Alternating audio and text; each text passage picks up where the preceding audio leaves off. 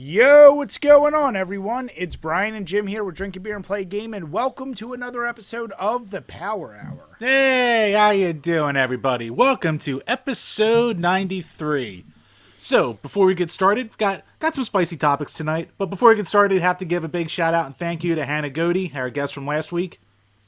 Had an awesome time talking to her. Appreciate that. Yeah, we've been very guest heavy, and it's not a bad thing because we love all the people we've had on.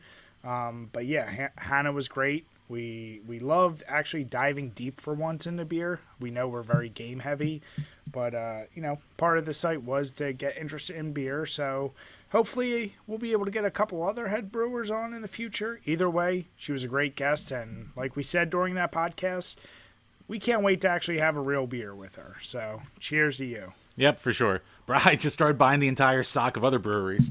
That's kind of the goal, Jim. So I figure once maybe we'll do it once every 2 months or something. We'll just go out, buy all of it, because, I don't know about you. I still have a fucking backlog of beer in my fridge. Oh, yeah, me too. I guess on that note, we can just jump right into what we're drinking, because I'm killing off more of my backlog, so I'm finishing off the last couple pumpkin nitros I have. I had it a couple episodes ago.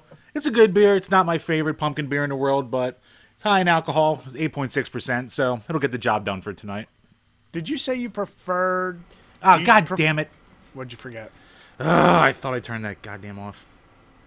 What did you turn off? My air blower just turned on. Normally I always turn that off. That's all right. Of all the technical errors we ever had, Jim, this is nothing.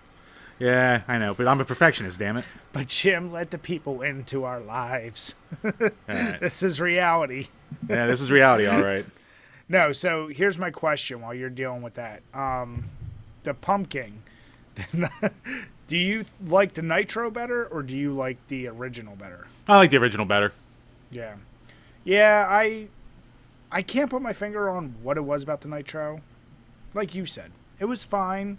But the original just has a better... I don't know. The original's more of a treat, where this is more of just boozy. And I think I just prefer I don't know, not the sweetness of the original pumpkin. I just think it's more well balanced than this is. By the way, what's that glass you're using? This is a Chickies and Pete's 40th anniversary glass I got a year or two ago. Oh, nice. I like that. Yeah, I think they were and the back has a picture of the original. For those who don't know, that's it's like a chain of 5 restaurants in the Philly area, known for its crab fries and shit like that. Good bar pub kind of place. Not that anyone ever does it, but if you ever fly into Philly and you want to eat something, they have one there. And yeah, the crab fries are really what it's known for. But backlog, man. I still have a few of these goddamn Oktoberfest beers floating around, and the Narragansett and our. I just got to finish it, man. As you and I said, these are just... I won't be getting them again. I'm glad I've tried them, but it's time to get over it. And then this one, the one you've actually had about 4 weeks ago, the Lancaster Baked.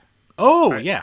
Yeah, I've been going through these. I actually got a 12-pack for Thanksgiving, so I'm down to my last 3, and yeah, I love that beer, so... Cool. I just gotta polish this shit off so we can finally move into winter beers. Yeah, I know. I busted out the Mad Elves for, was it Bone? Might have been for Bone. But since then I haven't had any of my winters. Yeah. I've touched a handful of Mad Elves, but yeah, I'm not going crazy on them. Now, Jim, the real question is, what have you been playing? Because we didn't cover it last podcast. No. So we're solid 2 weeks behind on that for you. So I'm very curious. What you been doing? You know what? Thanks to that fucking Game & Watch, I've been playing more, I almost never touch my NES. And I've been just playing a shitload of NES lately. It gave me a little spark. So I was playing some Life Force, I was playing some Double Dragon 2, I was playing some Castlevania. I was sucking to high heaven at all of them. But, yeah, no, I've been having fun because, it's definitely, a feel that I haven't been touching at all in a long time, so it's been cool to scratch that itch a little bit. And then on the Switch, I've been playing a lot of Sisters Royale, which is a bullet hell shmup. It's fun. You can basically use infinite continues to get through it, but in order to get, an actual ranking, you basically have to get through it without dying. So I'm trying to work my way to that point. Like my some individual levels I can get through, but like the last level has 3 bosses in a row, and yeah, I'm not quite that good yet at the genre. So my goal is to at least make it through enough to rank higher than E. Then I'll be accomplished. And right. Brian, I beat Waifu Uncovered. I finally beat the last level. I didn't realize you were seriously playing that, Jim. I thought that was just a gag. It is a gag, but every once in a while, what do you call it? Like if I turn on my Switch, because there's arcade mode, which is there's normal mode, which is like the easy mode, but then you can't get the last girl. So then if you play in arcade mode, which is harder, then you can get the last girl in that one. So I finally did it and beat the game. Yay! Were you at least wearing pants while you were playing it? Yes, I was. I did not play it with one finger mode either. It has a one finger mode. Of course it does, Jim. Good old Eastasia Soft at it again. I didn't need to. No, don't say that, because you are one of the reasons they continue, because people like you buy that. Right. Yes. Hi. Wait, going back to your NES craze recently. Yeah. Now, are you dipping into those games like on the Switch Online or your NES Classic or your actual NES? No, my actual NES. Now, the games you mentioned, though, I think they're available in one of the things I just said. Is there any reason you want to play on those? I just wanted to play it on the legit thing. Use my carts, stuff like Gotcha. that. So no, it's fun though. Fucking Life Force kicks your goddamn ass if you don't know what to expect. So I was like, tough. flying along, have all my things. A wall closed in on me that I wasn't expecting. Oh, good. Now I lost everything. Life Kalu Force. It's like a sequel to Gradius. It's in that same No. like, I vein. know. I'm saying that and Gradius are probably my favorite shooters. I'm not counting Contra in there because Contra is my favorite. But of those type of flying shooters, I'd probably put that and Gradius as my 2 favorite on the NES. Yeah, I tend to. I don't know. It's weird. Like with the NES, I like the horizontal ones more, but then when you go like later gen, I tend to like the vertical ones more. So it's a little weird, but they're fun and hard. How far did you get in Castlevania? What do you call it? I mean, I could have gone farther, but like I beat the mummy bosses, and then the wife was like, come up to bed, so I went to bed. It was a late night that night. Oh, Jim. All right. Well, that's a very solid collection. I like hearing that, except for the whole waifu thing. I don't want to hear that, and I don't ever need to hear that again, Jim. But Bri, I had to see Misun's boobies. Jim, when you bought Strip Fighter, that was funny. Then when you told me you downloaded waifu, I was like, that's kind of funny. If there's a third in this sequel of events, don't you. It might be another titty shmup for the Mega Drive of all things. This is a repro though, because the actual goes for like $200, and there's no way I was doing that. Jim, my master plan was to torture you one like session, but then Corona hit with like a month long of just porno games. But well, as that's we on the back discussed, the what's it called? we do have Patreon reviews we have to get to still. I know you hate hearing it, but it's funny because the Strip Fighter is probably one of the better games you have for that system. It's not one of the best. I do enjoy it. I'm just saying. I do like me some Street Fighter. It's better than people say. The controls were better than they should have been. That's all I'm going to say. No, Strip Fighter is probably legitimately like the best porno game from like the old days. Like, for the most part, they're all like shitty puzzle games, and that one's like, oh, we're a Street Fighter ripoff. And it turned out to be a better ripoff, just like, even without the tits, it's a better ripoff than like 90% of the ripoffs that came out in that era. Yeah, I'd agree with that. Maybe 70%. Maybe that's a little generous, but yeah. Boobies. Yeah, it's no Time Killer, it's no Pit Fight. Well, Pit Fight is not a ripoff, but you know what I mean. Yeah. Yeah, so these past 2 weeks, I finally have gotten back into streaming, and I was finally able to beat goddamn Doom Eternal. My God, you hopped off. I forget what time you hopped off last night. It was like 11-ish. Yeah. Whew, boy, the last stages of that game, and I don't know if you remember Doom 2016. Like, you know how like it does get progressively more ridiculous. Oh yeah. By the last 2 bosses of this game, though, oh my goodness, is it just the ridiculousness is just amped up so much more. And What was it? Were the bosses actually tough? Because like the Cyber Demon in Doom 2016 was kind of a joke by the time you got to him because everything leading up to him was so much harder. No. Or the Parademon. I think you fight the Parademon too. So Been a while. in this one, the maker, the alien chick, the problem is she's annoying because they have waves of those annoying enemies, but the whole floor like progressively turns into lava, so you really can't stay still. So while you're trying to focus on her, avoid the other enemies, half the floor is unusable. So your platforming is really like now jumping in between great distances. But then the final boss, he's not super ridiculous. It's just the constant wave of other enemies. And he's the giant one. Did you ever actually beat the original Doom 2? Yeah. I think like once. So remember the big giant bull monster? Yeah. Yeah, so that's him. So they call it the something of sin. And I said it so many times yesterday, but I forget. He's like, taller than the biggest skyscraper in that game. You got to knock off all the armor pieces. And I'll tell you what, there's nothing more embarrassing than when you're like, I'm going to use the BFG on him, and you shoot, and he moves just a little bit, and you fucking miss, because he's the size of a skyscraper. So yeah, I did that like twice. But no, amazing, amazing game. You will absolutely love it. It's undoubtedly better than the 2016 one. It's just probably the best single player FPS of the past decade. Wow, okay. I'll have to give it a go. I mean, I obviously have to give it a go. But Yeah. Outside of that, I've been playing a weird game. So I started messing around my Switch because I forgot that when we started doing the that you Tetris. had it? No, it's just like I was like, let me not. I just haven't touched it. And, I got the online shit to do the Tetris. And I was like, oh yeah, they have like the NES and Super NES games. So let me just mess around.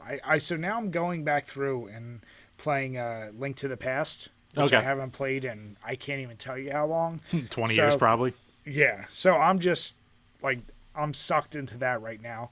But that's my like you said. I use it as my if I'm pooping or if I'm like just doing whatever. Right. Like, I'm never hooking that up to the console and playing it off the TV. Fair enough. Did you ever get around to fucking with Mario 35? No, I did not. Yeah, I meant to do that, but yeah, I never did. Yeah, I finally won a session of that after all my Game & Watch practice. So. Oh, you finally won. Yeah, I actually won one. I was like, oh boy. Okay, I don't have to do this anymore. I haven't even downloaded it yet, so yeah, I am curious to try it.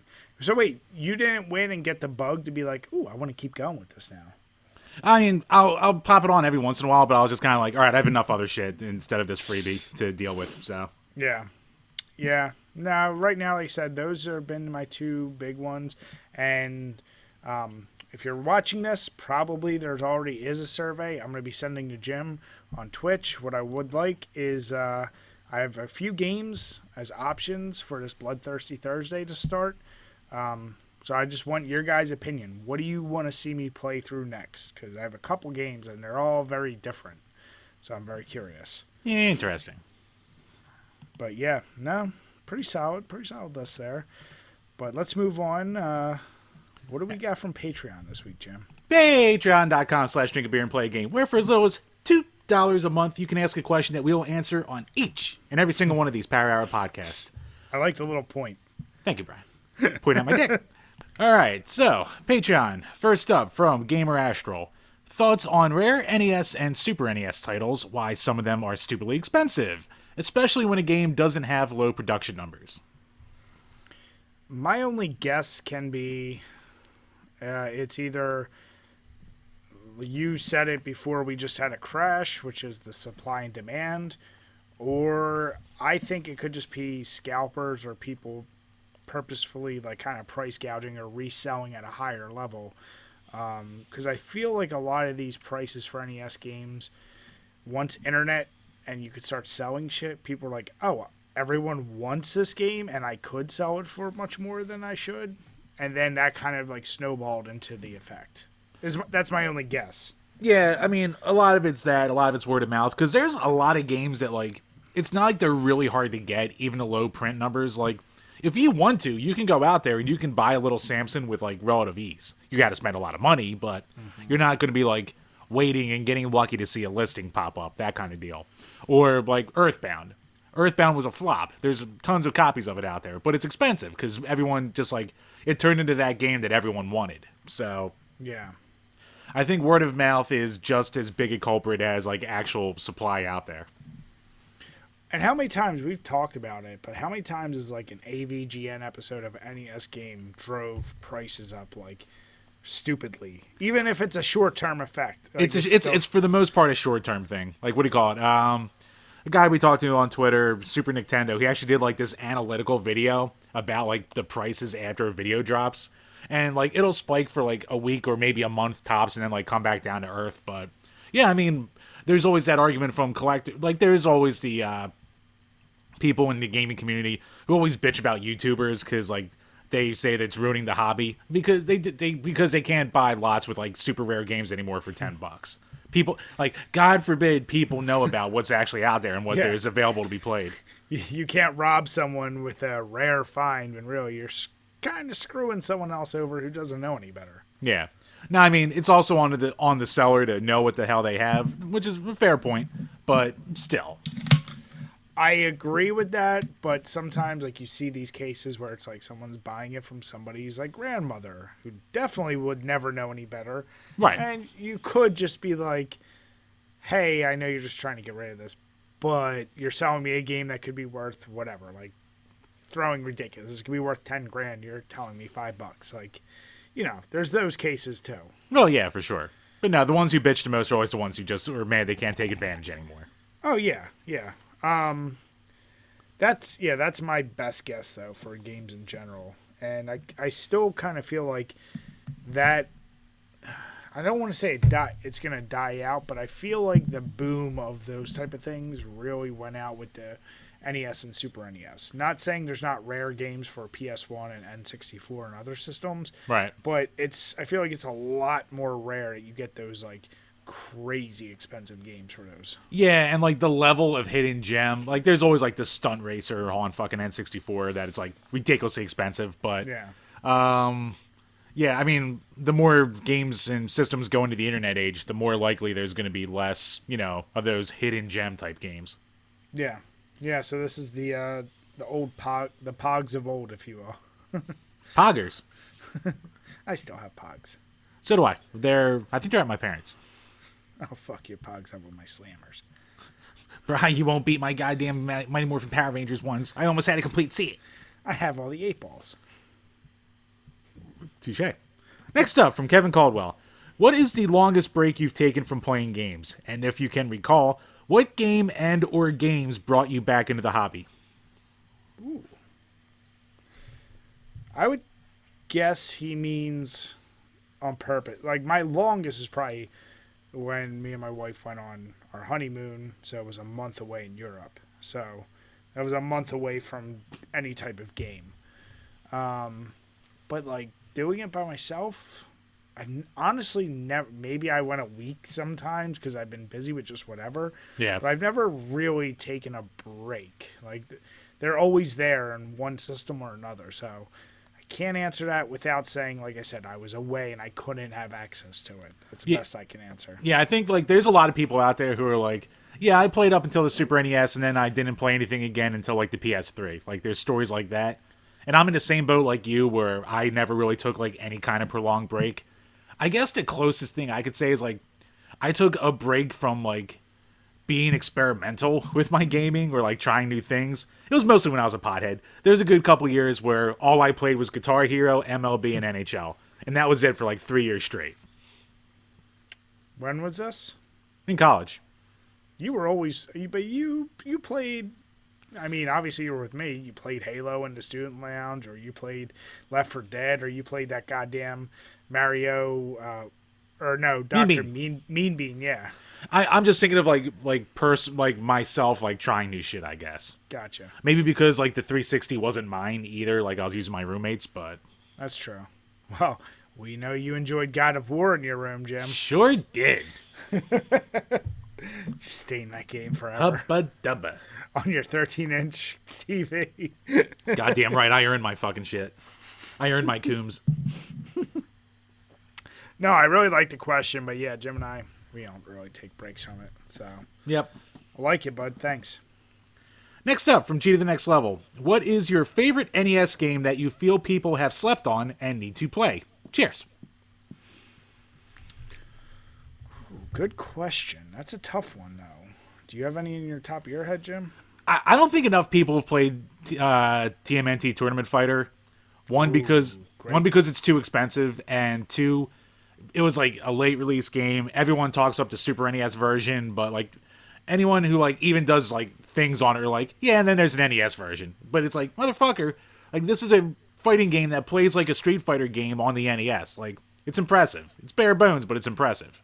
So I think more people really should at least boot up an emulator of that if they never touched it before. That was like the first game to ever like really impress me on this page. Okay. No, that's a good. Yeah, I'm thinking from the page. That's a good. You know what was a game, and maybe I just never played it, but I enjoyed that you showed me, was the, was it Shake, Rattle, and Roll? Did I show you that? I think you did. Maybe. I feel like you did. I know we played a hell of a lot of it the one time at your house at a party. And that was a game I never played as a kid. No, we were playing Marble Madness that day when Burns hooked it up. I'm sorry, yeah, that's what I mean. Wait, Yeah, it was Marble Madness. no, we played that too. Maybe I'm confusing the two. I mean, they're similar, A little bit, kind of, like with the isometric view and everything else going on. Yeah, in theory, because I don't have Shake, Rattle, and Roll. So Oh, I thought you were getting yelled at. no, Oh, no, I was looking at my thingy to we see what else it would have been. I definitely played Shake, Rattle, and Roll. Either way, I'm going to still stick with Shake, Rattle, and Roll, but I think Marble Madness, that isometric view, there's been plenty of games that on the NES and 16-bit, I hate that view in games. Those two are really fun. I know a lot of people like them, but I still think they're a little bit slept on. All right. Maybe. Possibly. I think that'll be more slept on for people who weren't like from that era. Like anyone who like really got into gaming at like even a Super NES level. Like, yeah. Like it had Genesis ports, but even then, I don't think people were playing it that much at that point. I think the better answer I could give to that is Castlevania 2. People shit way too much on that game because of the secrets. Honestly, it's the same amount of secrets that Legend of Zelda has. And nobody shits on that game for their secrets. Except for me. That's all I bitched about in our review. Yeah, oh, I do remember that. But no, that game, music, it's just as good, if not better, than Castlevania 1. But because of the nerd review and everyone assumes it's a terrible game. It's not. God damn YouTubers doing it again. Doing it the hobby. Damn it. All right, but now, good question, man. And last up from Alex Perez. What are some of your favorite video rental store memories from back in the day? Ooh, so my go-to video rental store was West Coast Video right next to Roosevelt Mall. We went every weekend, kind of without failure. I forget I think it was Friday, usually after school. My mom would let me pick like one or two movies and maybe once in a while games. I was more into the movies, and I was always being the kid that's in the horror or action or whatever. Like, I would try to get away with whatever I could, and I just would look for the coolest covers. It was really the best part of it for me was exploring and looking at all the artwork on the covers. I feel like I've said it many times on this podcast, the activity of exploring and just looking at artwork displayed in that way is something that's going to be lost on so many generations, because now you just do it virtually and it's not the same effect. So just spending that time, I can still remember the smell of popcorn. I can remember the carpet. I can remember so much about that store, and it was just always, it was like the new adventure. Like, ooh, what movie am I going to get to see now? So a lot of my early weird horror movies I saw was from that. All right. Solid story. We didn't go to rental stores that much. Like, if I didn't do a whole podcast on it myself, like, it would have been the time my dad just brought home ones from a rental store going out of business. But I do have one good one. So, for about 6 months, we had a Blockbuster membership. And for whatever reason, we were about 3 minutes late, like tops. Like it was like a cunt hair before we went over that limit. And unfortunately for us, even no matter how late you are, you get charged a full amount. And we're talking like $5, maybe. Not even. But my dad. Papa Napoleon ain't hearing that. Daddy didn't like to spend money if he didn't have to, ever. Back in the day. We never ate out anywhere. Like, why would we eat out? We have food at home. Huh? Okay. We got Sketties. Well, yeah, we did.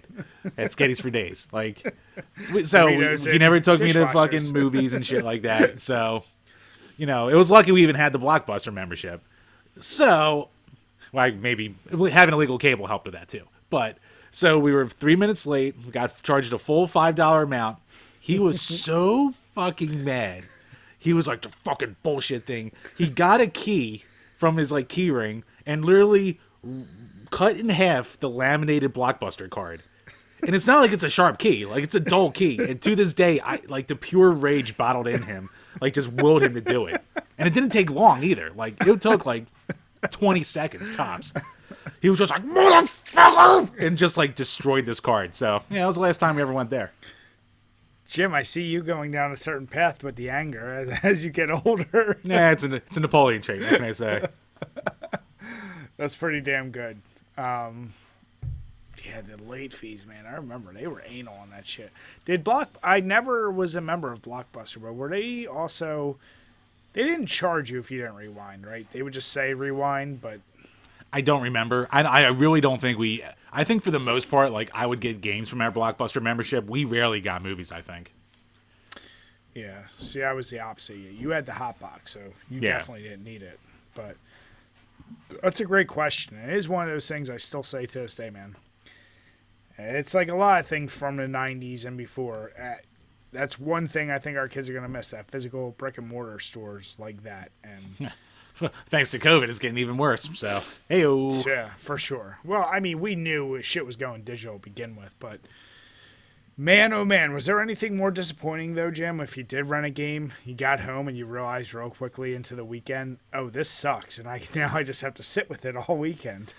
Yeah, that was never good. Or like, I don't think I ever got anything that was like abhorrently bad, but like, I think I would have the random like very average game where it's like, I guess I'll play it. Like the first Extreme G, I was just like, this is okay, but it wasn't like a go-to. Like the two games I remember running the most were like Banjo-Kazooie and Vigilante 8. So, and those are both good games. So I didn't really have too many horror stories, but again, and like even with our Blockbuster membership when we had it, it's not like we went all the time either. So Sure. I barely got my use out of it.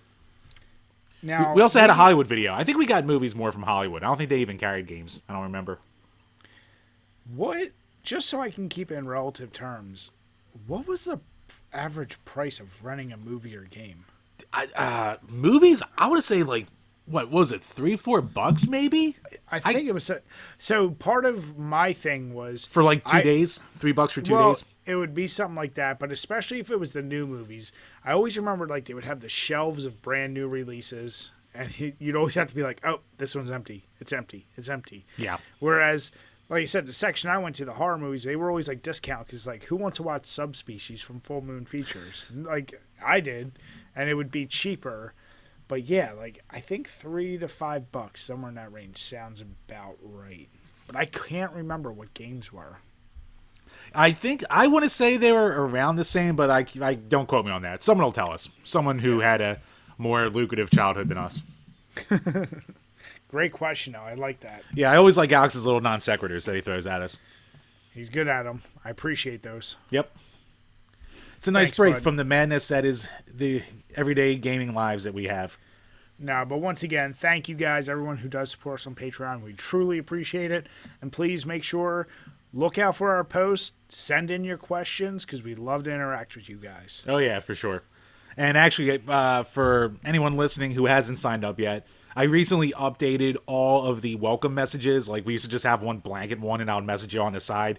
And I don't think people read them half the time. So I went through, like, each individual tier and updated, like, this is what you get. Here's the links to the exclusive shit. So, for any new patrons we eventually ever get, if we ever get any, you'll actually have a more detailed list of what's coming to you.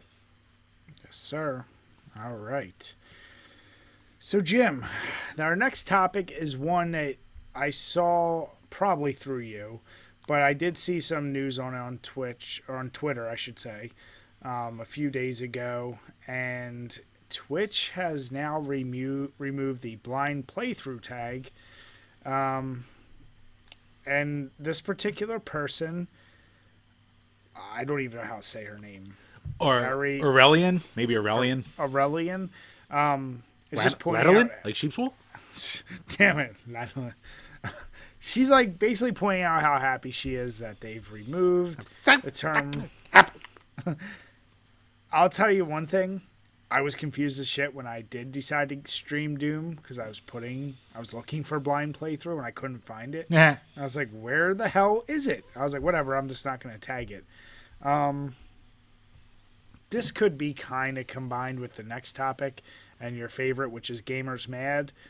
What was your take on this? Because I'm kind of curious. Fucking stupid. Like,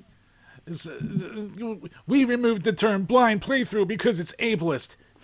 Shut the fuck up. Are you really? I'm so glad you're keeping all the blind people from seeing a term called blind playthrough. I'm sure that their lives are really impacted by that. Like, my favorite part is the comment section of people saying, "I'm blind, I don't care," like shit like that. Or people posting tweets from 2 years ago of her saying, "I love doing these blind playthroughs," and blah, blah, blah, blah, blah. It's just fucking white women blue checks with nothing better to goddamn do, who don't live in the real world because they're Twitch mods, who look at something like this and think it's a problem and they gotta get rid of it. Twitch has enough goddamn problems. The term blind playthrough is not a problem for anyone. So one of my favorite things... You can still use first playthrough or opt to use it in combination with no spoilers for the same sentiment. Fucking has Hufflepuff in her goddamn bio. Of course you do. Because of course you do. So here's my thing.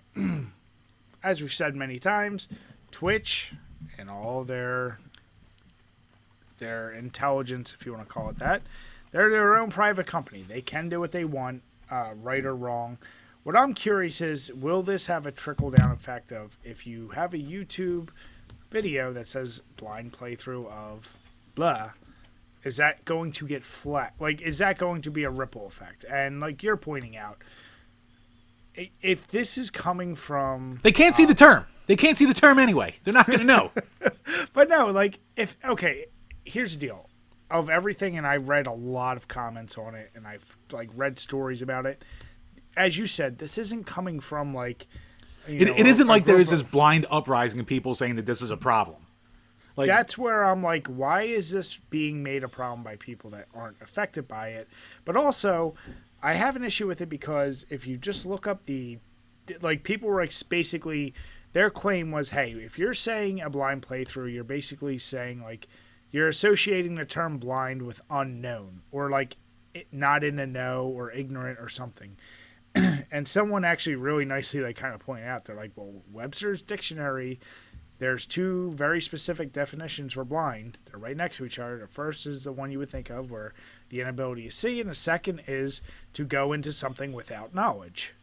Like, which is exactly what the term blind, like blind doesn't, somebody actually was smart ass enough, like, well, then you should just turn off your screen and play. And that's how the blind playthrough is. It's like, that's not how they're using the term. We know it. Like, don't be a smart ass. And then I wish I had the person's name. They're like, oh shit, what if people find out there's a mute button on your remote? they're like, and it is a good point. Like, if you're going to worry about something like blind playthrough, it's not done with malicious intent. Like, why does intent not matter anymore? And why are people making a big deal about it? Twitch, once again, we've seen their track record of choices they've made, and I would expect it from them. I'm just I'm hoping this isn't a trickle down, and you don't see YouTube follow suit, and all of a sudden they flag your video because you put the term blind playthrough. Oh no, our Super Mario video. Oh no. Our beer tasting video. Oh, no. We were blindfolded. That's different. Right, we were showing our ableism. It's a very weird no, world. It's not a problem. It's not a goddamn thing that is a problem for anyone. It's fucking stupid. Fucking goddamn Twitch and their Twitch cons were these little fucking nerds who get famous playing video games, fucking sexually harass underage kids all the goddamn time. They're still on the platform, but blind playthrough, that term's a fucking problem. This is what happens when you're the biggest game in town. You invent problems without addressing real ones. YouTube does it all the time. Twitch does it all the time. It's fucking stupid.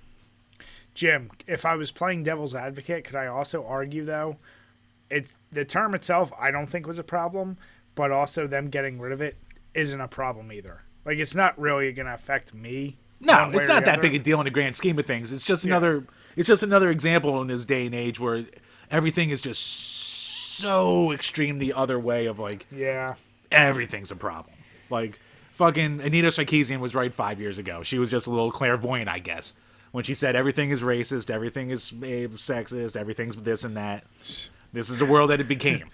Jim, what I'm fascinated by is the generation that bred the generation that is offended by everything lived through the Attitude Era and everything we've seen through the late 80s, early 90s. It is odd that, like, that's what we went through, and now the next one is so opposite. It's like such a paradigm shift. There wasn't like a slow. I don't know. It's just crazy. I mean, what do you call it? You look back through the old Attitude Era clips, not on the network, and there's chance of Sean's an F slur. So, I mean, I mean, it's definitely, it was a quick tonal shift. That's for goddamn sure. Like it's been an interesting 20 years. I think, like, almost not to say like 9/11 was that breaking point in society, but in a way it kind of was, because then it, not to go off in too much of a tangent, but it led to hyper patriotism and blah blah blah blah blah, and then the makeup for it happened, and then it all went south.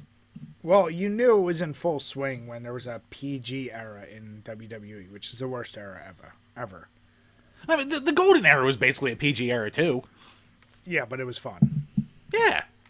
And everyone was on steroids, so they looked the part. And cocaine. You need steroids and cocaine to make PG fun. That's what you need. That's right. Yeah, and nobody was doing that during the new PG era. Everyone was soft and squishy. Goddamn right. Bunch of little pussies. But yeah, no, that was interesting. There's really nothing to come from it. It's done. It's never going back. Hopefully, we'll see what else comes from that. Yeah, like you said, in the grand scheme of things, it's not a real big deal, but it's just one of those in a long line of why. People gotta. I truly believe, and now, you know, love it or hate it, with the shift from Trump to Biden. The Trump target is out the window. People are going to have to find something new to be really mad at. Like, everyone's got to find a way to direct their anger, and online, it's been Trump for 4 years. Who knows where it's going now? Like, you got to direct it somewhere. I can. Teenage angst and anger, man. It goes somewhere. It's gonna be a thing. It's gonna be a definite thing. Like, either they're gonna make shit up, or maybe people wake up and realize the government doesn't care about them. Wait, that one. It's going to be something. Instead of one guy not caring about them, it's not the whole system not caring about them. Though the one guy didn't care about them either. That's neither here nor there. But no, that's a perfect lead-in for your favorite topic, Gamers Mad. Goddamn Gamers Mad. That's fucking right. So this is actually going to be an interesting one, because during the course of the day, my opinion kind of changed on it. Ooh. So, as it starts out, so this comes to us from Mystic Melody. And basically what they were doing is, or there is a Reddit thing. A guy named Captain Alex created custom Joy Cons in order to raise money for a mental health charity. So for those who don't know, Etika was a really popular Smash YouTuber and streamer who sadly killed himself last year. He had a long history of mental health issues, and you know, these people wanted to make these custom Joy Cons, and Nintendo heard about it, and Nintendo does what Nintendo does, and they did a cease and desist. So the instant outrage was, so they go on to say these wouldn't modify your fucking console. They weren't some replica of Nintendo's work. It was just a reshell of original Joy-Cons. Guess what happened? So they were taken down by Nintendo's official request, and they went on to say Nintendo would rather eliminate the smallest, most minuscule threats to their intellectual properties than allow a guy to use their products to raise money for a charity in order to fight for a man who sadly passed away. So the immediate and most prevalent outrage in response to it has been, fucking Nintendo being Nintendo again, being way too strict on their intellectual properties. We talked about it a few weeks ago with that Smash tournament that was also for a charity, but it used a modified version of Melee, so they struck it. Thousands of stories of them striking down fan games only to kind of do their own version, but not as good. Like, Nintendo doesn't have people's best. They're not very fan-friendly. And I even made a tweet originally when I saw it, and I was like, good thing Nintendo has Mario and Zelda, because these guys would not get away with this shit if they were anyone else. But then during the course of the day, as I'm reading the arguments back and forth for it, Nintendo was kind of in their right to do it. This is another one of those things in my mind where it's like, it would have been nice if Nintendo didn't do it, but I think where these people fucked up is, like, the two big problems is they're reselling Joy Cons. Now, these are Joy Cons that were actually bought. They're official Joy Cons. They basically just reshelled them. So they reshelled them. They threw the Etika logo onto one side and his Joy-Con boys, which was his little group or his fan base, as he called them, I think, on the other side. And the problem with that is it says Joy-Con. It has the Switch logo, basically. And I can kind of see where Nintendo's going. You can't do this. I think if they just sold the shells separately as a thing saying, you know, hey, here you go, reskin it, and they just put Etika's logo on maybe both sides, I think they could have easily gotten away with it, or even, I don't know if they asked permission with Nintendo or not. I'm going to guess they didn't. But I think there's a way it could have been worked out, but I think if they just went a little more of a conservative route with just, you know, selling a shell kit, I think it probably would have been fine. But I can see, like, you know, the closeness of the logo and just reselling actual Joy-Cons. I can kind of see Nintendo's point, and I hate to say it. So, even though for optics and PR, it's probably one of those things that just because you can do it doesn't mean you should. You probably could have just let this one slide. But Jim, this is the same, like, your inconsistencies, because Stone is well within their right to sue because they might have a case. Doesn't mean they should. And in this particular case, I mean, I think Nintendo's dicks for doing it. Don't get me wrong. Like, so here's the deal. The fact that they have the Switch logo, if they didn't have the two little Switch logos in the lower right corner, if they eliminate that, there is no other market in this world. I mean, the word Joy-Con is like a trademark thing. That's fine. You can get rid of that too. Yeah. If you get rid of that, though, I still think Nintendo comes at these guys, and where I have a problem is the fact that if they got rid of that and Nintendo still comes at them, in no other market can you, if they're legally purchasing these things, it doesn't matter. Look at like the aftermarket shoe market, like for Air Jordans, all these things, people custom paint them. Right. They have the actual logo still repaint it or whatever. That's a good point. You have cars, aftermarket car things, reuse car labels of the cars they're doing the parts. Like, you reusing logos in and of itself. Now, if they were representing this as like brand new out of the box, that's a different story, or a competitor to Joy-Cons. But it's like there's no hidden which it obviously agenda. wasn't. Yeah, like they made it very clear. We bought Joy-Cons. We reshelled them. We're selling to you secondhand. Nintendo doesn't lose out at all in this because these guys bought the original Joy-Cons. right. So I don't even know if they have a legal right, because then Nintendo is basically saying you can never resell Joy-Cons. Then what the hell can GameStop do and all these companies that resell Joy-Cons? Even if you reskin them, it doesn't change the fact that you're just reselling their product, which is what these guys are doing. So I don't see legally, like, once it's your property, I can do whatever I want. Like, if I decide to resell you anything, like I said, the shoe is the greatest example. Like, Yeah. could Air Jordan go after those people? Sure. Right. But But they're also smart enough to not, because they're Nike and they don't need to. And there's no legal precedence, because just showing the label, like, that's where it's like very odd. I don't know if there truly is legal precedence, but Are these people going to be the type that are going to fight a legal battle that they can't afford because they're doing this No, shit for Nintendo charity? knows they can't. So that's why, like, Yeah. Nintendo's Nintendo are assholes. Like, don't get me wrong here. Like, just because I started this off saying that like Nintendo is in their right to do it, doesn't mean I agree with it. Like I was said, just shocked to hear you softened up on it. It sounds like I just saw a lot of the points back and forth, and I was like, okay, I can kind of see it, but it's still a completely dick move on their part. Like, I think if you're gonna let anything slide, like the fan-made games and shit like that, even though they're not even being sold, it's just a ROM that people are giving away. Like, they're such a pain in the ass about their intellectual properties. I'm almost changing my mind again. Fuck Nintendo. Like, I just want to know, like, is there an actual, other than a bullshit case that they know people can't afford?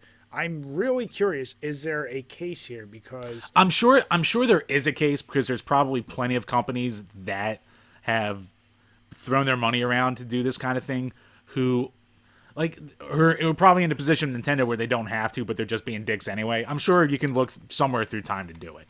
But I think, like, to your shoe point, or to a lot of real points out there, like, most people don't, like, they would rather have the good press than, you know, save a couple bucks. Or, like, Nintendo isn't even saving anything on this. I don't get it. I don't get why they're doing this. Well, this is what's not making sense. Is you're not reshelling it like it's not still. It is still. Here's the only deal I could accept it. Yeah, it's not like it's like Hori doing an officially licensed product, but they built it from the ground up as a third-party Joy-Con kind of thing. Like, or I would say if you bought an official license, you did modify the actual internals and resold it as still an officially licensed, then you're dicking around, like, because you're not selling what's actually legit. yeah. But that's not that's what I'm saying. I really don't know for sure if they have a real case. Like, I feel like a lot of judges would throw this out as, like, you have the right to purchase something. Do what you will. As long as you're not rebranding it as brand new and saying it's still officially licensed. Especially since it was going to charity. So, yeah, I don't know.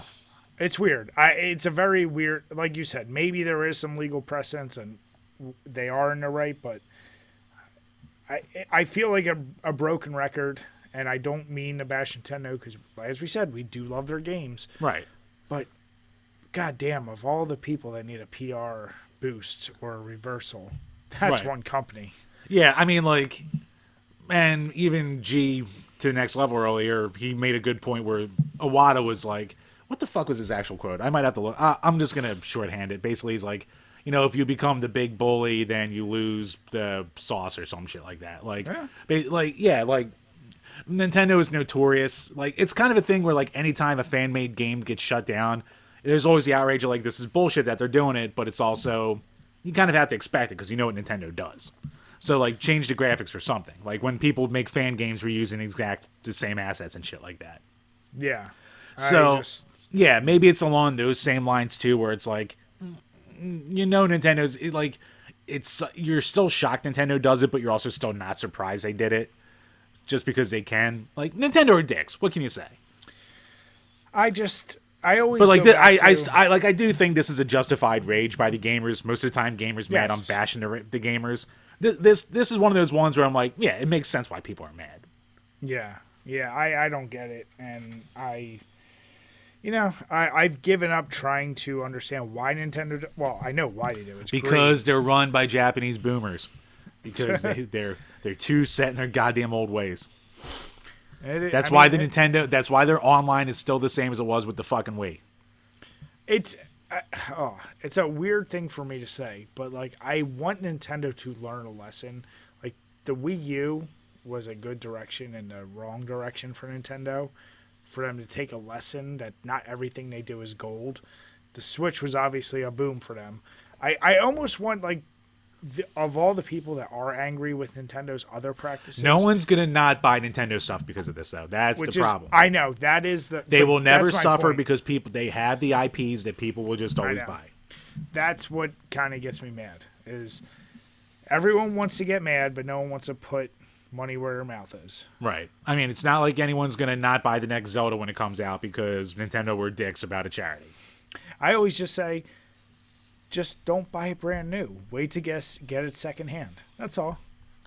Yeah, you want to say fuck Nintendo, buy everything used. Wait a week. There's always going to be a used copy of a brand new game that'll be $2 off. So wait then, and then buy it there. GameStop gets the money, and Nintendo doesn't. There you go. Oh, Jim, but you, yeah. And before we move on next topic, I do want to say, if anyone in the comments, if you're truly defending Nintendo, please let us know why, or if you think they truly have a case, educate us. We're obviously two assholes drinking beer here, just spouting. So let us know where we're completely wrong. Just, I'm very curious. I really am. Yeah, if anyone out there is a law, please let us know what's going on. Yeah. But speaking of companies that have a PR issue, Jim. Whew, they've had a few. It drives me crazy because Polymega. Yeah, now we're starting to get into the a little bit of a backlog of good stories. So this was from a couple weeks ago. Yeah, November 12th, the tweet came out, and if you follow Polymega, it's the picture with their gun. You might have noticed. Can you comment on that, Jim? Well, Bri, can I and have I ever? So, there are good chaps at Polymega who have had a few snafus with PR in the past, a few delays, had a pretty good sizable Kickstarter or Indiegogo, I forget which one, but they had some money backing them to make their little product. Important updates have been posted to the brand new Polymega.com website. Please visit the news area to get the latest information on target ship dates, and if you have any questions about your order, please contact us at support@playmaji.com. Thank you. So, as of when was coming out, it was supposed to be coming out by now, after their third or fourth delay. But also, riddle me this, replies were turned off. Jim, it's almost like they knew this was a bad idea. Jim, not only, well, here's the kicker. And replies putting them aren't to their turned off. They're turned off for anyone they don't follow or don't mention. And how many people do they follow, Jim? Oh, that's a good point. I'm going to guess 0. They follow zero. Yep, 0. Exactly. Oh, we have the same number of followers. Fuck you, Polymega. We're better. Yeah, so they don't follow anyone. They didn't mention anyone. So as Jim alluded to, it's that classic bitch. It's that classic bitch move. A lot of people will do that, where it's like, I want to make this hot take and turn replies off and be like, you can't yell at me or some shit like that.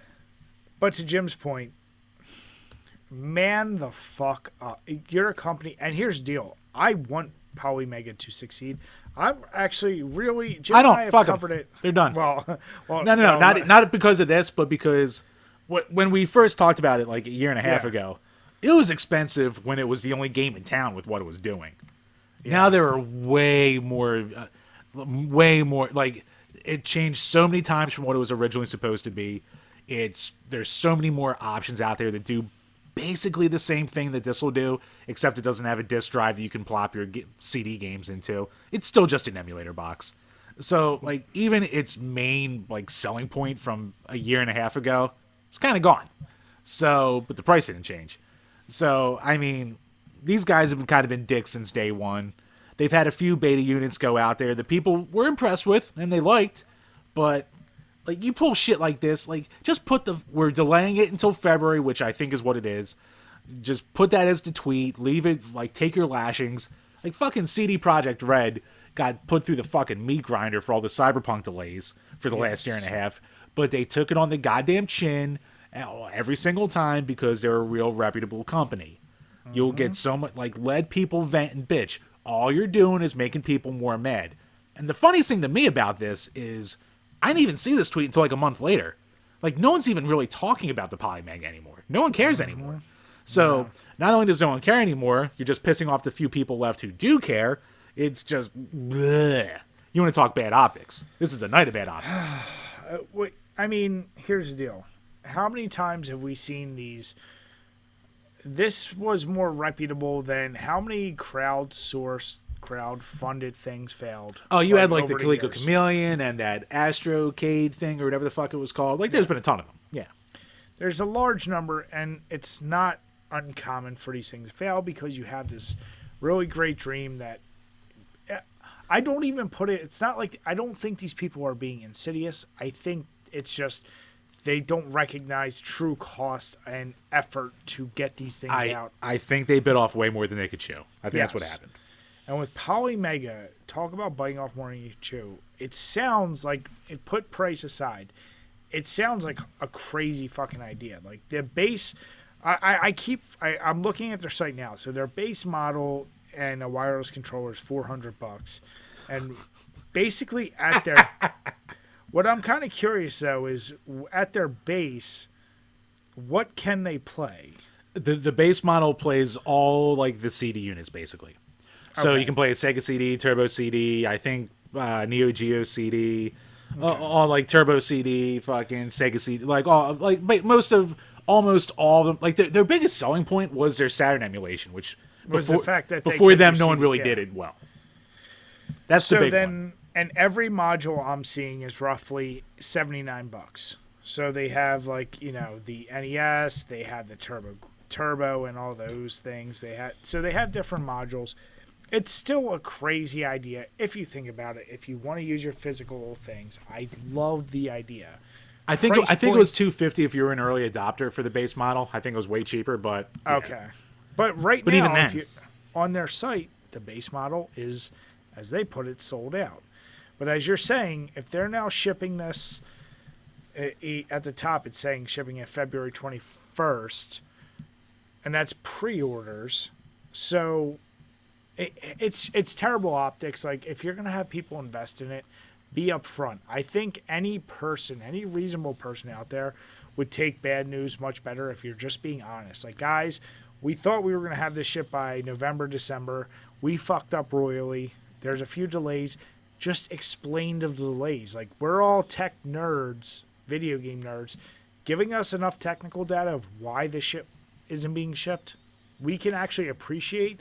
And turning off your fucking comments is a big fuck you to anyone who did invest, did pre-order. And it's just, put all that aside. That's just a bitch-ass move. Like, own up to your fucking mistakes. Like, dude, everyone loves a redemption story. But no one loves a little bitch that fucks up and then runs away and doesn't want to hear anyone say anything about it. Just own up to your shit, Polymega. That's all you gotta do. It's not that hard. How bad are you at PR that we're in a worldwide pandemic right now? You have the ultimate out, and you decide to put a tweet. Like, here's what the mindset is here.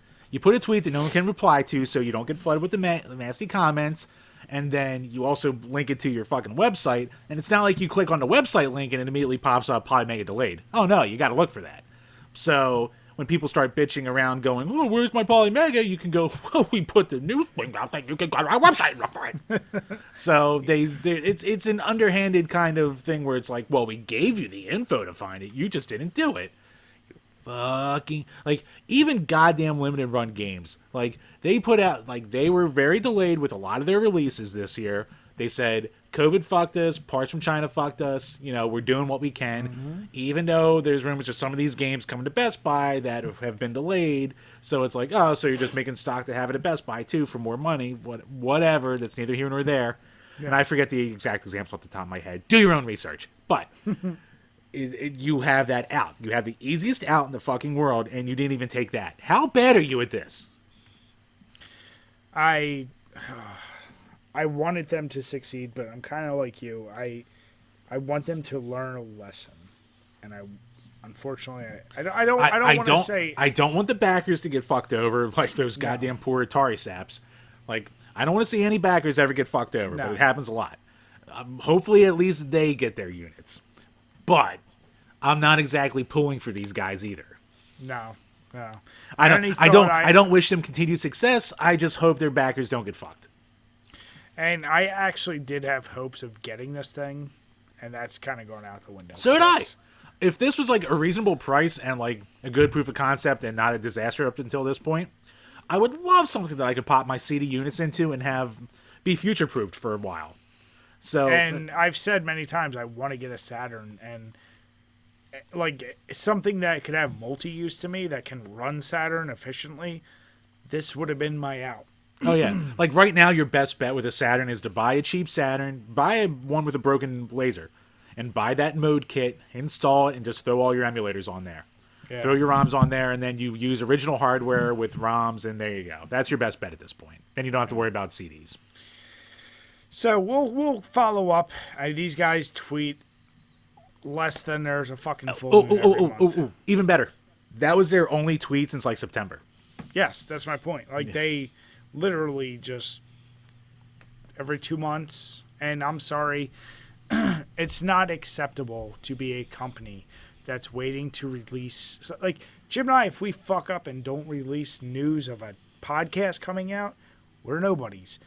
We're not giving you guys a $400 product that you're waiting on. Yeah. And not giving you any fucking info. You should be tweeting.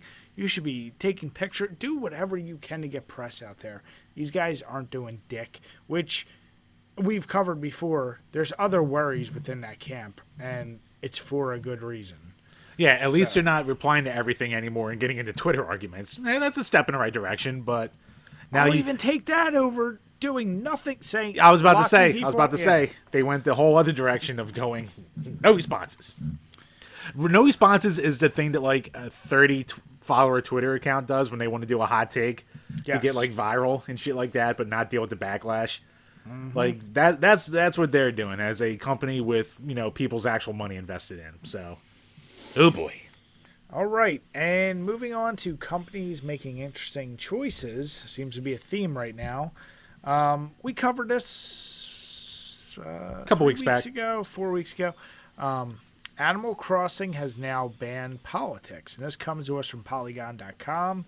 And if you recall, what we talked about was during the presidential campaign, the Biden-Harris campaign had like a lot of interaction, or you could just have a lot of stuff within Animal Crossing, but now they've made guidelines that anything associated with politics and campaigning is gone.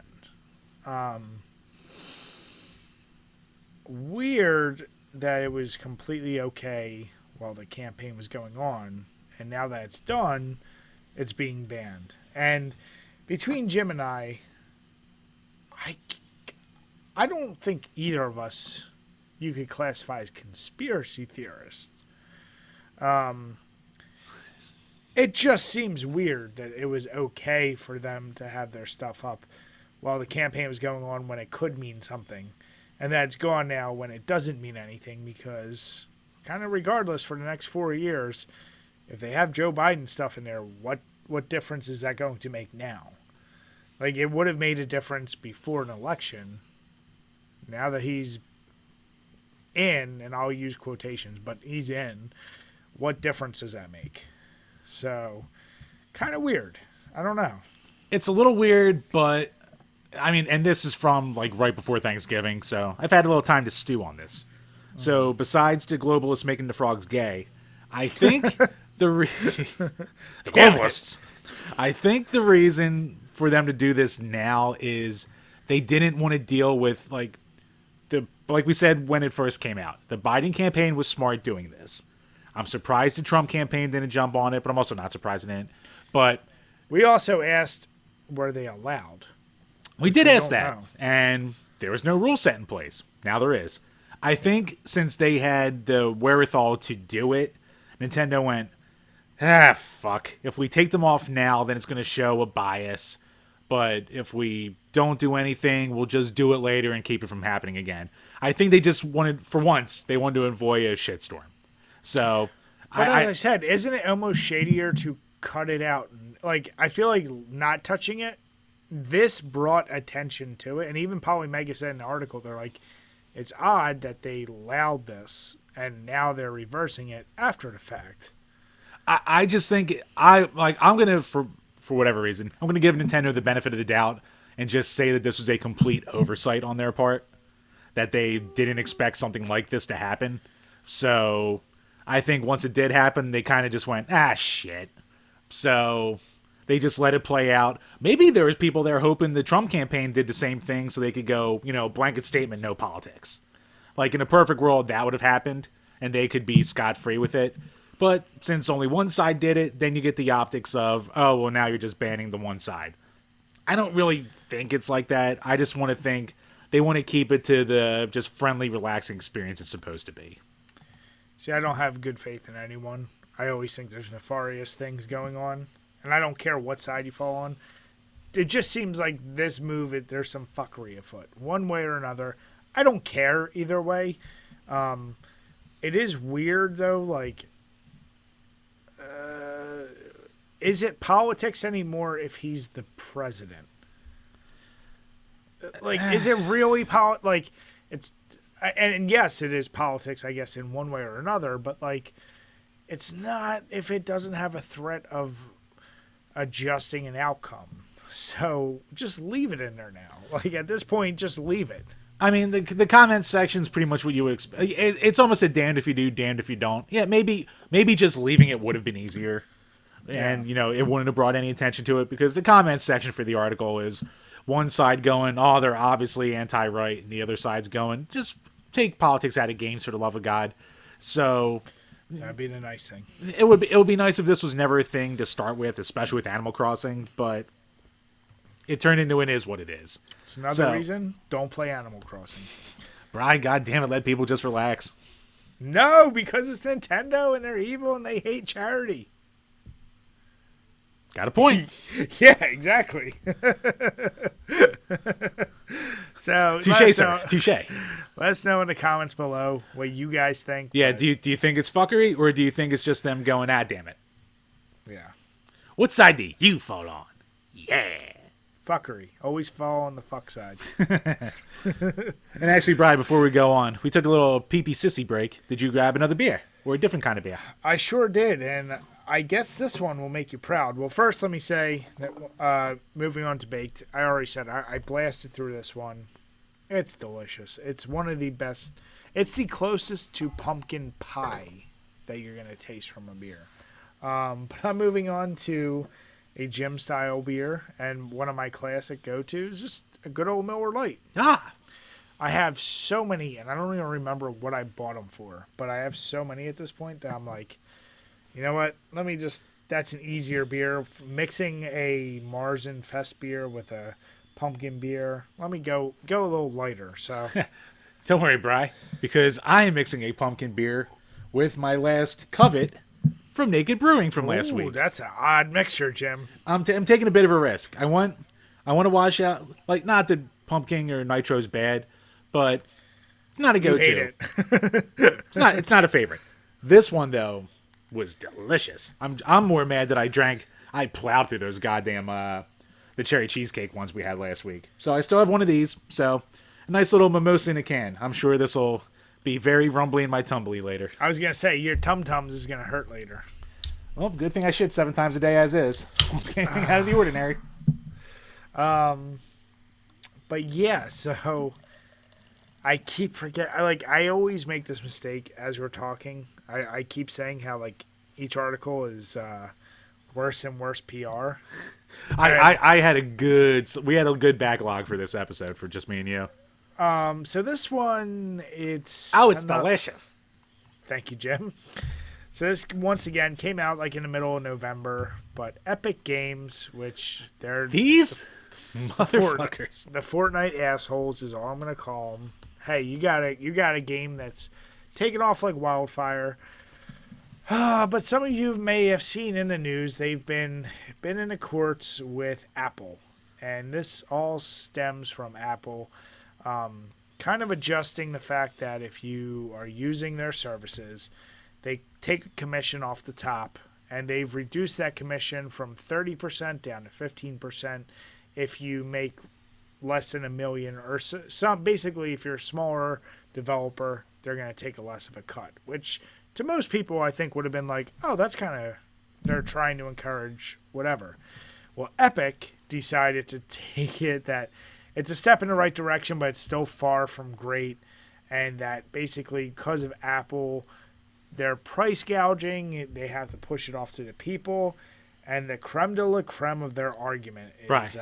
What's the issue here, Jim? Why don't you explain? Right, if I can quote one Mr. Sweeney himself, it is everyone's duty to fight. It's not just an option that somebody's lawyers might decide, but it's actually our duty to fight that. If we had adhered to all of Apple's terms and, taken their 30% payment processing fees and passed the cost along to our consumers, then that would be Epic colluding with Apple to restrain competition on iOS and to inflate prices for consumers. So going along with Apple's agreement is just wrong. And that's why Epic mounted a challenge to this. And you can hear of any and to civil rights fights where there were actual laws on the books and the laws were wrong. The people disobeyed them, and it was not wrong to disobey them because to go along with them would be collusion to make them status quo. Bri, they are fighting for civil rights as $1 billion company fights against another one over mobile store app in-app purchase commissions. Rosa Parks sat on that bus so Fortnite could sell skins. Jim, I'm going to Martin Luther King, Brian. He had a dream. He had a dream that every season, every 3 months, you could go to that goddamn store, and for a fraction of what you're paying now, you can enjoy the newest Wolverine costume as you built your fort and as you try to survive. God bless you, Epic Games. Dude, I'm going to do a complete reversal of what I said earlier. As much of a bitch move as it is to block comments, they might want to have blocked comments with this stupid... Like, a company like this, any big company, you do have PR people, you have HR people, you have communications people that review, approve, and it goes through a chain. And in this particular case, I don't know who all read this and said, yep, that's what we should be sending out. I mean, he was mid-interview, so... But it's not still, like you're prepped for these things. And maybe he's not. Maybe this guy is a rogue, off the cuff, just spouting out shit, and he's a bullshitter to the nth degree. I don't know, but either way, so either there's such a level of bullshittery going on that he believes this himself, or he truly does. But I don't know what's worse, the fact that either he was trying to bullshit and make it sound more profound, or that he believes it. I don't know which one is a worse situation. I mean, apparently they were saying it was almost inaudible when he said it, but the fucker still said it. He still made the comparison. But that is still my point. That is exactly my point, Jim. Don't say it at all. What are you doing? Well, there's that. But I'm saying, what is worse to you? If he says it with true intention, he means it, or that he was just throwing out what he thought would be kind of a profound statement, he was kind of bullshitting. I want to say both. I want to go with both. They're both bad, but one has to be worse than the other. No. In terms of what's worse, saying you're fighting for civil rights against Apple, that's worse. But I believe amazing. He thought he was both being profound and thinking he's doing something important. Which, I mean, Apple is kind of dicks. We had friends who tried to get little games onto the App Store. Yeah. And they only left them on there for a year because they were we didn't make nearly enough money for what we were spending just to keep it on the store. Apple does fuck people with the prices for stuff. So, there is a problem there, but it was also the same rates that Microsoft is using for their store. It's not I think it was an in general problem. And, Apple were being dicks when Fortnite was trying to circumvent their in-app purchases with their own system, so they took it off the store for a while. It's a whole thing, but don't be $1 billion company and say you're fighting for civil rights. Don't. I also have a general problem. Don't be the biggest name in gaming right now and say you're fighting for the little guy. Don't. Well, here's my problem with it. Apple, love them or hate them, I don't care what you think about their phones, droids, whatever. They're the biggest name in mobile devices, period. And going back to your Nintendo argument, they do have a right. Dude, you want to rock on our thing, which is going to get the most eyes, which is going to get the most downloads. We have a higher fee, but it does weed out. I think it's unfortunate they don't give shit. They're not an indie developer people because they don't have to be. So it's weeding out people. Epic is not live or die by Apple. They make enough money on every other console. It's a huge market. PC. It's the biggest mobile market. So, it's a big chunk of their sales, but you're also Fortnite. Yeah. your Fortnite, like every other thing, you're making who knows hand over foot money. And yeah, maybe this is your lowest common denominator when it comes to your net losses. But come on, man. Like, there is a reality there. I don't think Apple's a bad guy in this situation, especially when it comes off the news that they're purposefully dropping half their fee for smaller people to try to do some kind of encouragement. Dude, like, Epic, man, whatever. Like, Fortnite's going to be your game. You'll probably make some shitty second game, but Fortnite will always be your golden pony. And I don't know, man. That's just a weird thing to ever say. I don't know, Brian. Like, if you zoom in on the footage, like, the cops were beating Rodney King with iPhones, so they might have a point here.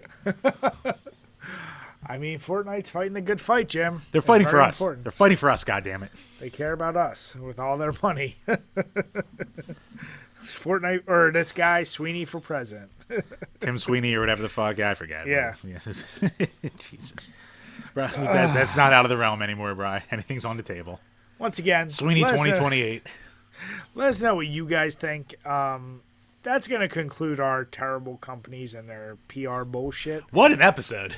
We can get on to more fun topics. And Jim, this is super crazy. I thought about it as we were doing these things. What glassware, I'll put it, is the thing that makes you drink beer the fastest? And I was thinking about this because every time I said glass beer bong. Used the glass beer bong. Like I'm thinking, and okay, I can. I'm fucking myself here, but I'm thinking between like a can, a bottle, or just pouring into a glass. A pint glass. No matter if it's a tulip glass, an IPA glass, like there's 1,000 different modules that exfol, that, you know, effervescence and blah, blah, blah, blah, blah.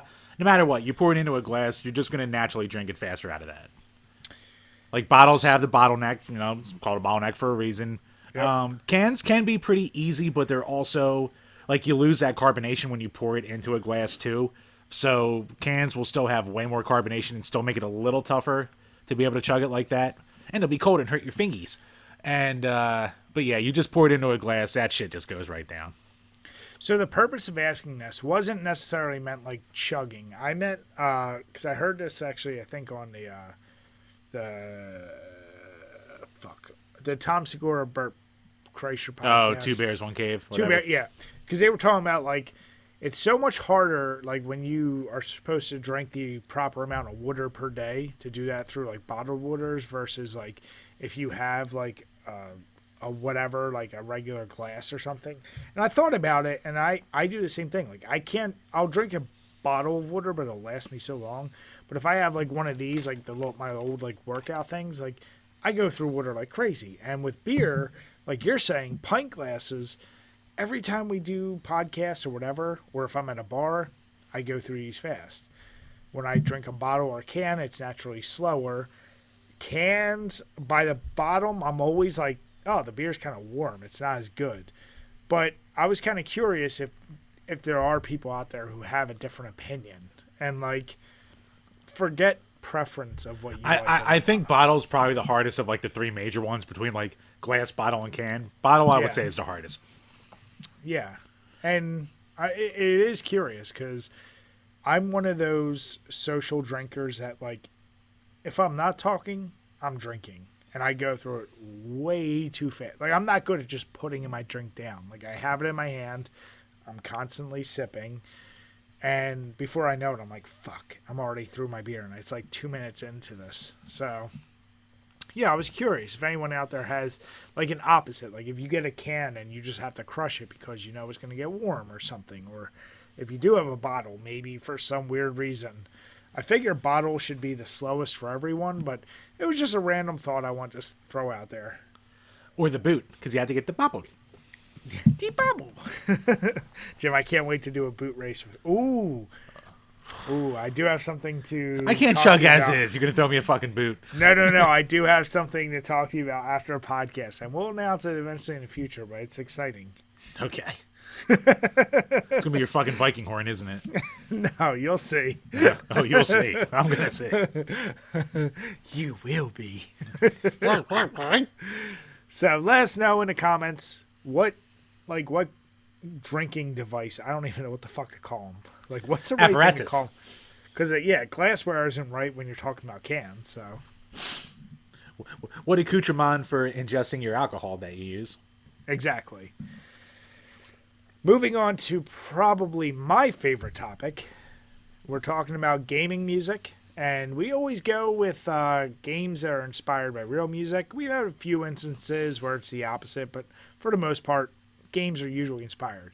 So, Jim, I put a song on here, and I'm trying to make it a little bit of a surprise, because now that I'm getting back to putting individual videos back on the page, I will link the actual songs together. If you're listening to a podcast, both links are going to be below. I want you to listen to the song. Okay. The song is Erotic Nightmares by Steve Vai. I'll be honest, I don't know who that is. He's a legendary guitar player. He's been in a ton of shit. Like he's a top tier guy. I want you to listen to this, and this is a game it's near and dear to your heart. And I want to see if you can pick it up based on this song. Huh. All right. No pressure, but let me see.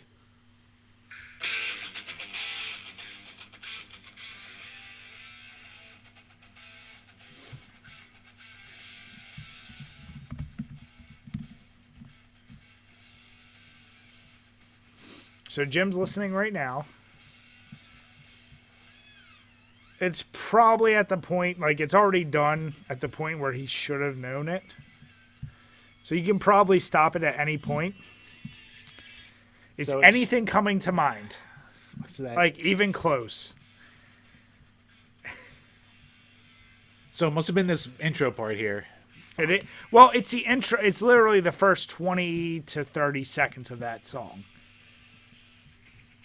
I'm blanking. Curious. I'm blanking. It sounds like something that would either be out of either a racing game, not maybe along the lines of a Daytona or a Ridge Racer, all right, or Afterburner or something like that. Those are the two extremes I'm going with here. Okay, so I'm sending Jim the link right now, and I want you at home play along. I don't know if I think it's not a complete. I won't say it's a 100% match, but it's undoubtedly super close. So Jim, if you're looking in the drive, I just put it there. All right, it's right below. You're gonna get pissed because you should have known this. Oh, wow, that is right like that. So while Jim's listening to it, nope. That's right on right there. Yeah. And I have a reason for why I didn't know it. Okay, so the song that I mentioned, Erotic Nightmares by Steve Vai, is a direct inspiration for WCW versus NWO Revenge on the N64.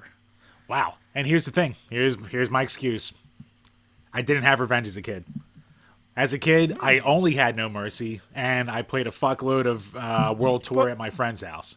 So, yeah, I thought you and I talked. I thought there was because didn't you say you almost prefer Revenge over WrestleMania 2000? What do you call it? No, Revenge. I like both of them. I barely played as a kid, and I played it all more now. But no, Revenge is better than WrestleMania 2000. But as a kid, the only one I actually owned was of the Aki games was No Mercy. So that's why I didn't know this offhand, and I have nostalgia. But no, that is a it says completely yes. Yeah. I have a whole list of these. I'm so excited for you to try. So just know you're going to be put on the wire every time. You know what's funny is I didn't get it for either Revenge or for WrestleMania 2000 because of the ones I didn't have. And they were both clear as day. It really is. And yeah, as I said, I didn't know this song. I didn't know Steve Vai. So, that's on me. But the more and more I'm digging into these topics, I have some very, very classic game tunes that are so directly inspired that I can't wait to see your takes on these. No, this is fun. This is a fun game. Yeah. So those following along, like I said, the links are below. Listen to yourselves, but it's goddamn spot on. There's almost no argument here. Yeah, no, there isn't. No, there is no argument. Oh, that's why it's my favorite one, Jim. I like doing actual research for that one. That's a good one. Good work. So speaking of research, so Jim, you actually provided this week's our another reoccurring topic, our overrated, underrated, where we basically have Classic. a general topic, and we just say, is this thing overrated or underrated? Why don't you explain what this one is all about? Okay, so maybe I'm phrasing this wrong, but this week's overrated, underrated is the hatred towards scalpers and scalpers being bad people. So this happened right around Thanksgiving. So a couple weeks before then, there is a famous tweet that went around by a guy named Mike, or Mike Feicher, that said, Fitchner. or Fitchner, or whatever, that Yeah. said, fuck your feelings, and he had a whole garage full of PS5s. Digital, he was selling for $900. Disc, he was selling for $1,100. And he said, tap in. Yeah, if I'm looking at this correctly, I mean, there's easily a 50 or so PS5s. Yeah, there's a fuckload in there. So, God knows how he did it. But, however, they have their ways. So, I don't know if this was a 4chan thing or a Reddit thing or some other social. So, there's a response that said, apparently he had another load incoming. Edit. He was doxxed. Edit number 2. He apparently lives only 38 minutes from a man that claims that he's about to rob him. Results show that the gun a mask image that he shared was legitimately taken by him. Edit number 3. He has shown his GPS app. He is currently driving to the house. Edit 4. He was robbed and he deleted his Twitter account. And you know what? I believe this Twitter account is still gone. Let me see here. Mike _ FEITCHNER. Yeah, it doesn't bring up his account. Yeah. So yeah, he's gone. Okay. And so where this overrated, underrated comes in was so many people going, good, he got what he deserved, this is a good thing, karma, Joker meme saying you get what you fucking deserve, blah blah blah blah. So my question for this episode is this kind of hate and response warranted? Is it overrated as in being completely overstated, or is it underrated and the guy should have done more to the scalper? Okay. I don't want the guy dead. Here's what I'll say. I don't want the guy dead. I don't feel bad for that guy at all. In general, hatred for scalpers, it's kind of like prostitution. It's like one of the oldest things in history. Like, there's going to be someone that takes advantage of people over, like, especially in a situation where there's markets to be had and quantities of products. From the time I was a kid, I remember when Power Ranger toys came out, the fucking hustle and bustle of people like going in and buying up so many of like the same toy, like grabbing the whole shelf full. You knew they were disgusting resellers. I hate those people. And you and I have talked about this. We actually just talked about that. Was that with Ken? Or It was with that Ken. It was with Ken. I don't feel any sympathy for these people. The assholes who did it during COVID with buying, well, as COVID's still going on. That's but a point I'll bring of up. COVID. Yeah. You know, when he got his shit seized by the government because that was I don't know if life and death is the right word, but basically like during an national emergency when you're hoarding materials that are used for everyone. I don't feel bad when bad things happen to those people. And in this case, if the guy just got robbed, I don't feel bad. I don't condone it. I don't want necessarily vigilantes to go out there. But I don't know if there's any way around it unless... Like, you're never going to eliminate it without more government interference, which I'm never going to suggest or want. And no company's ever going to limit, like, you buy one only. Although... They do. They try. But there's a ways around it. Yeah. There's always... Especially online, it's a joke. With the bots and all the bullshit that happens. Like, it's so easy to go over. So, I don't feel bad for this guy. I, in a way, almost encourage that type of shit happening to these people in the hopes that others will learn. But as I just said, this has been around forever. And unfortunately, I don't think you're ever going to fully curb that unless you make it like an illegal activity to do that, which it's not an illegal activity. They Not in this case. Not in this case, yeah. So I don't feel bad for the guy getting robbed. I don't condone going to someone's house with a gun. I'd never condone doxing people. Let's put that. Unless someone's life is in danger, I don't condone doxing someone. But I don't feel bad. Like, I'm never going to be like, oh, that sucks for that guy. I don't feel that at all. Like, you know, to fuck around, like, I hate keyboard warriors in general. And to fuck around and send out that tweet like a big fuck you to everyone when so many people legit want this system, that's somebody who didn't get punched in the face enough as a kid. That's all I'm going to say. Like, there's too many people that have lived their lives without any consequences of any true violence. And I don't think that's necessarily a good marker for society because people feel like they can get away with whatever they want through talking or whatever. And I'm a little more old school in that way. All right, fair. So, my take on this is, you motherfucking consumers.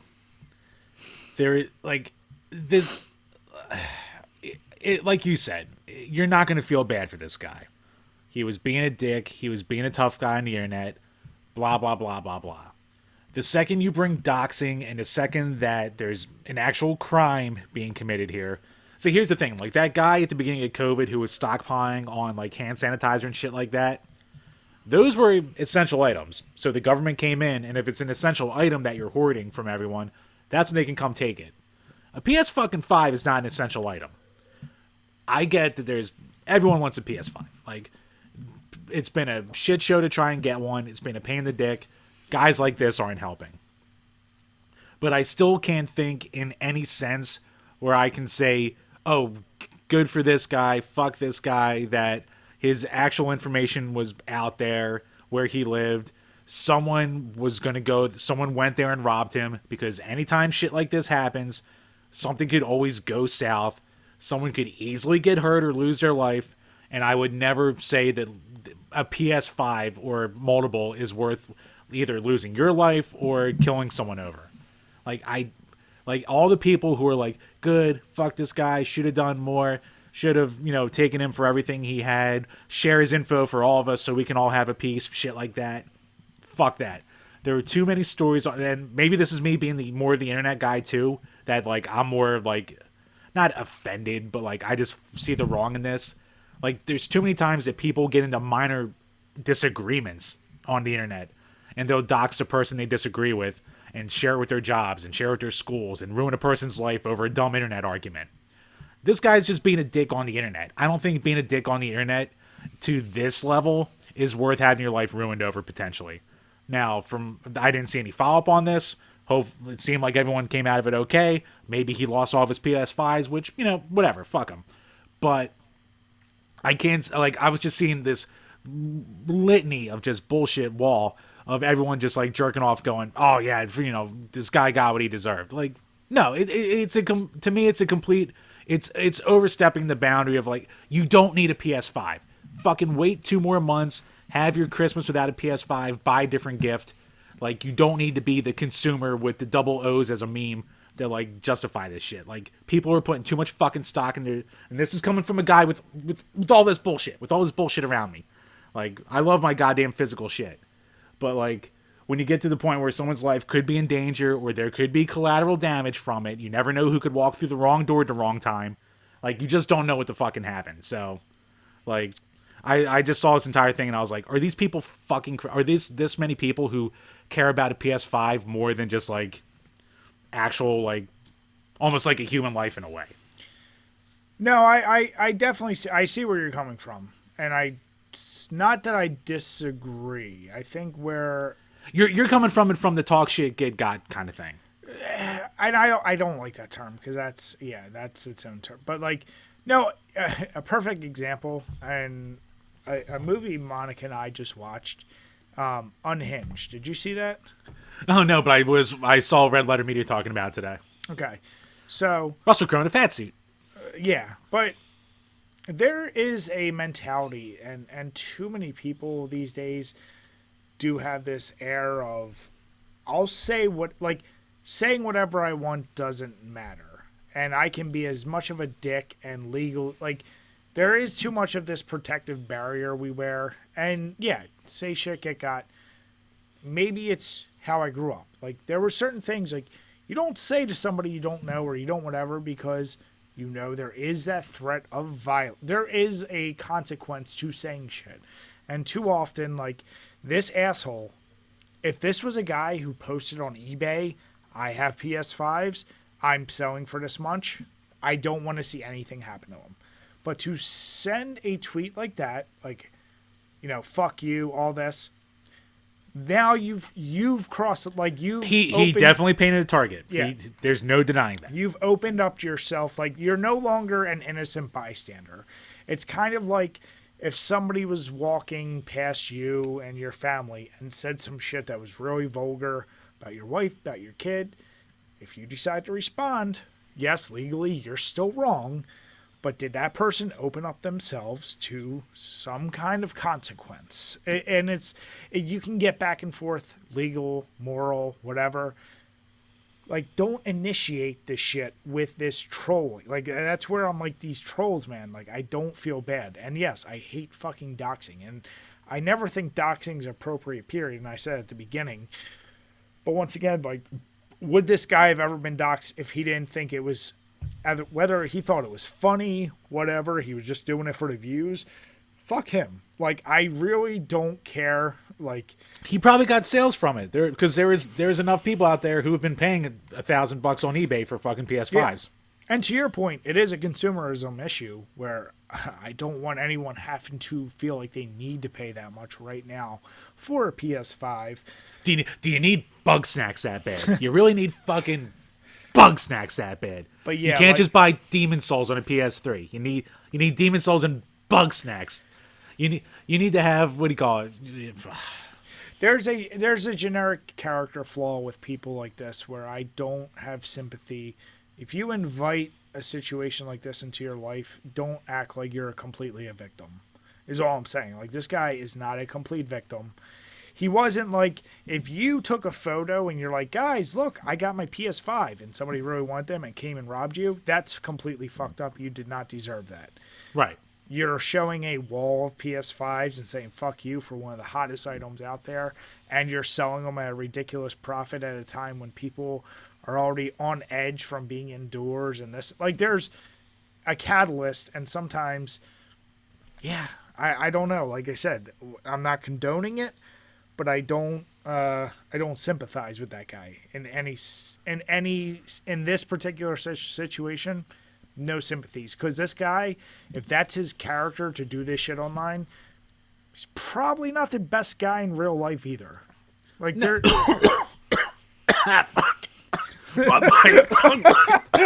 Stop choking. Oh God, it's like church all over again. Shit. Jim, your sins are catching up with you. Oh God.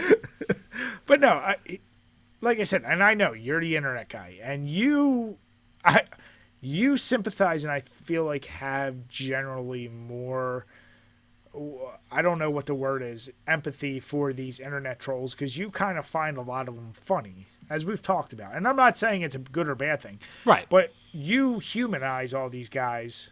You're like, they're just people fucking around. Like, what's the big deal? And like you said, I'm of a different, like, I'm not going to ever do that. That's not what I'm about. Right. I don't find that shit funny. Like, we talked about that asshole with Francis. I forget the guy's name. Oh, Boogie and Frank Castle. Yeah. Like, I don't find any of that shit funny. And had that guy got shot, I wouldn't have felt bad for that guy either. Because it's like, you don't go to someone's house and do that. Now, here's the deal. I'll also say, the person who doxed him and ended up at his house, if the guy trying to rob him got shot, I wouldn't feel bad for the robber. Right. Like, I wouldn't be like, oh, that poor patriot. Like, I wouldn't be saying that. And that's actually a good point. Like, the Boogie Frank Castle situation's, in a way, a perfect segue. Because, like, it just started out as stupid bants online. And the whole time, Boogie was talking shit to Frank. He was just like, do it, motherfucker. I hope you come to my house. I'll kill you on the spot.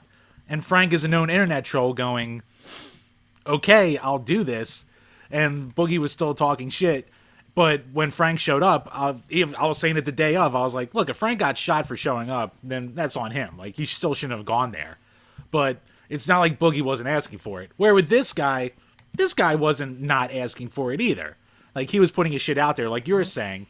I just think, like, me being the internet guy so much, I guess being on the platform so much and seeing what doxing does, the second I see doxing come into it, I just immediately think the other side's taking it too far. Like, you can always just not buy from this guy and let him sit on his stock. You can always just, like, report him or something like that. Like, bans shouldn't equal, like, real life shit like that on the internet. Like, it's too stupid a thing to, like, turn into that. No. Like, what if it went south? What if his, like, wife walked through the door when they were doing it and someone had a gun and freaked out and killed an innocent person? Shit like that. No. And that's where I'm like, I don't agree with doxing ever. And I almost think it's a slippery slope where it's like, oh, we can do this with all scalpers and shit like that now. Ones who aren't talking shit, or even ones who we don't like on the internet, because it happens enough where you don't like a person, you'll just dox them anyway. Well, I also don't, once again, that goes back to, I understand it's one of the oldest professions next to prostitution. I don't feel bad for scalp. Like, I'm never going to be like, but what about the poor scalper? Like, it's never what about the poor scalper. Yeah, I know what you mean. It is definitely a slippery slope, but that'd be the same as saying, like, what about this drug deal? And I know it's not exactly the same. There is a point where, like, the dude is like, the scalper is the scumbag doing the scumbag thing.